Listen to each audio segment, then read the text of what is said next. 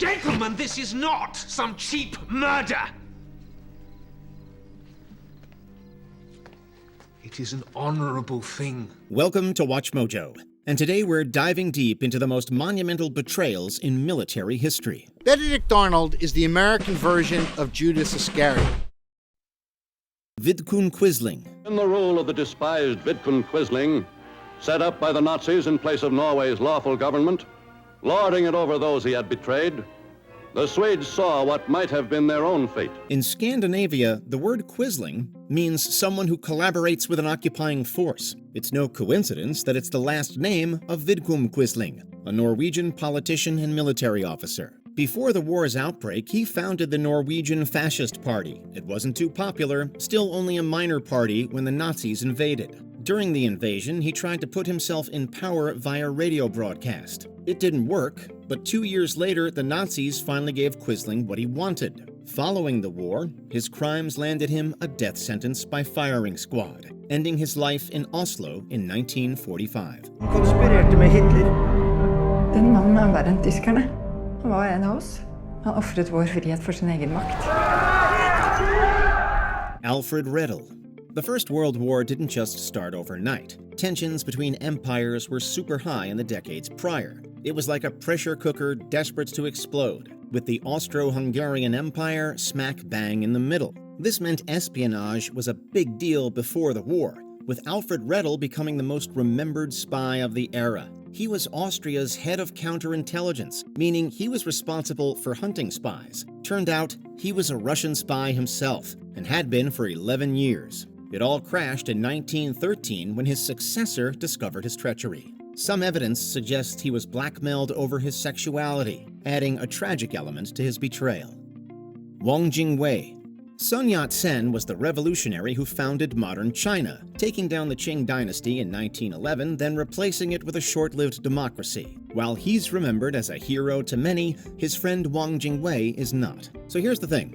After Yat-sen died in 1925, Wang Jingwei lost the power struggle for rule over the Kuomintang party. While he remained a member, he became increasingly displeased with their politics. This meant that when Japan invaded in 1937, he rallied to their cause, betraying his people and becoming leader of Japan's Chinese puppet state. If he lived to the war's conclusion, he would have probably been executed, but he died in 1944, leaving behind a legacy as a traitor who never saw justice. John A. Walker, Jr. This man has been called the most valuable KGB spy in history. In 1955, Walker joined the U.S. Navy, becoming a warrant officer by 1967. This role made him the head honcho of America's submarine communications. Unfortunately for him, he was struggling financially by this point. So what did he do? He walked into the Soviet embassy, sold them a classified document, and asked to become a spy. And the massive hemorrhaging of Navy secrets began. The Soviets accepted, and he sold them secrets for almost 20 years, until his drunk ex-wife called the FBI. She revealed his secrets, which resulted in him getting a life sentence. Walker died in prison in 2014, 77 years old, and only 1 year away from being eligible for parole. The damage he caused the United States is so great that experts on Soviet intelligence say if war had broken out in the 1970s, the Kremlin would have won. Wilhelm Canaris. After the war, Canaris became a mythical figure, the prototype of the good person in the shadow of a dictatorship. Born in the Kingdom of Prussia, Canaris saw Germany fall to Nazi rule in the 1930s. Initially, he was a strong supporter of the regime. This helped him secure a position as Abwehrchief, Germany's counterintelligence service. When he saw the brutal realities of the Poland invasion, he began to work against the Nazis. He relayed tons of information to the fascists' enemies, particularly the British. Because of him, Germany's military intelligence agency became a safe space for anti-Nazi conspirators. When Hitler eventually got wind of this, he was arrested in 1944. Only a few weeks before the war's conclusion, Canaris was executed. Apparently, before he died, he denied being a traitor, claiming to serve his country and his country alone. Hitler's henchman and his adversary, saving some lives, yet guilty of the deaths of others. How could both be true? Wilhelm Canaris never found the answer. Oleg Penkovsky. The race for nuclear supremacy has fueled a world of conspiracy, deceit, and espionage. Almost everybody knows about the Cuban Missile Crisis of 1962, when America and the Soviet Union clashed in the Caribbean. Fewer people know Oleg Penkovsky, one of the most notable Cold War spies in history. His actions arguably prevented World War III. In the 1960s, he was a Soviet intelligence officer, but was secretly working with both MI6 and the CIA. I have at my disposal very important materials on many subjects of importance to your government. Thanks to him, the U.S. knew almost everything about Soviet nuclear missiles, allowing them to call the USSR's bluffs. He believed he was preventing a global catastrophe, and that's exactly what he was doing. How did the Soviets respond? Unfortunately, they caught him, gave him a show trial, and had him executed in 1962. Not the send-off such a hero deserved.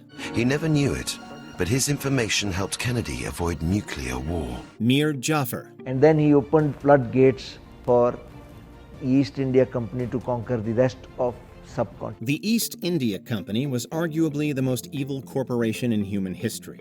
At their peak, they owned most of India alongside an army larger than the British Empires. And eventually ruled over 400 million people.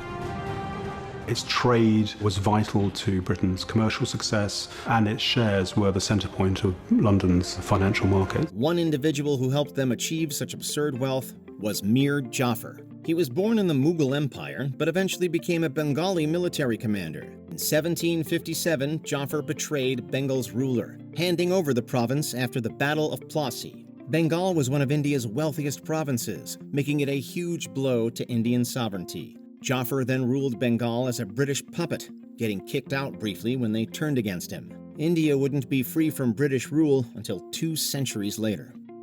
Benedict Arnold. Benedict Arnold is the American version of Judas Iscariot. Not everyone in America supported the 13 Colonies cause. Many were still loyal to the British Crown, such as Benedict Arnold. He became Major General of the Continental Army, but in 1780 defected to the British. Arnold began colluding with the British in 1779, letting the British know through all kinds of ciphering codes about the dispositions and the strategic implications of the Continental Army. Arnold was trusted with defending West Point Fort in New York. Secretly, he was planning to surrender it to the King's men, but when this plot was exposed, he fled the fort entirely. The British made him a brigadier general, and he went on to fight the army he used to defend. They never fully trusted him, but they let him move to London after the war, since he wasn't welcome in America. Arnold will die in 1801 at the age of 60, a spiritually, financially, and emotionally broken man. Loi Bu. This guy was a beast of a man. He never lost a duel, and no other warlord dared challenge him to one. In the 3rd century AD, China was fragmented into 3 rival kingdoms. In the tumultuous period preceding it, legendary warrior Loi Bu rose to prominence. In the Eastern Han Dynasty's dying days, Loi Bu was sworn to Ding Yuan, a powerful warlord. As soon as rival Dong Zhuo offered him riches, he quickly chopped his leaders off and swapped sides. Loi Bu became Dong Zhuo's right-hand man until someone asked him to betray him, so he did. Lu Bu? Betray me? No way, man. Never gonna happen. Oh, crap. Following this, he allied with even more warlords like Yuan Shu and Liu Bei. After his disastrous defeat at the Battle of Jaipi, Han leader Cao Cao had him hanged, ending his cycle of treachery. Before we continue, be sure to subscribe to our channel and ring the bell to get notified about our latest videos. You have the option to be notified for occasional videos or all of them. If you're on your phone, make sure you go into Settings and switch on your notifications. Cassius and Brutus. Gentlemen, this is not some cheap murder! It is an honorable thing that we do. And it must be done honorably. Julius Caesar was considered a traitor to the Roman Republic by his contemporaries. Now we instead remember Cassius and Brutus as the ultimate traitors. The pair were Roman politicians and allies of Julius Caesar. That was until Caesar declared himself dictator for life, threatening the end of the Roman Republic. To save democracy, Brutus and Cassius organized his execution. What are you waiting for? No! No! No! Instead of reviving the Republic, it triggered a civil war, which directly led to Augustus founding the Roman Empire. Their attempt to preserve liberty ultimately accelerated authoritarianism. 2,000 years later, their legacy is still a complicated one. Do you know of any soldiers who were instead so loyal it cost them dearly? Let us know in the comments section. Give me the weapons, and I will cripple the Soviet High Command with my own hands.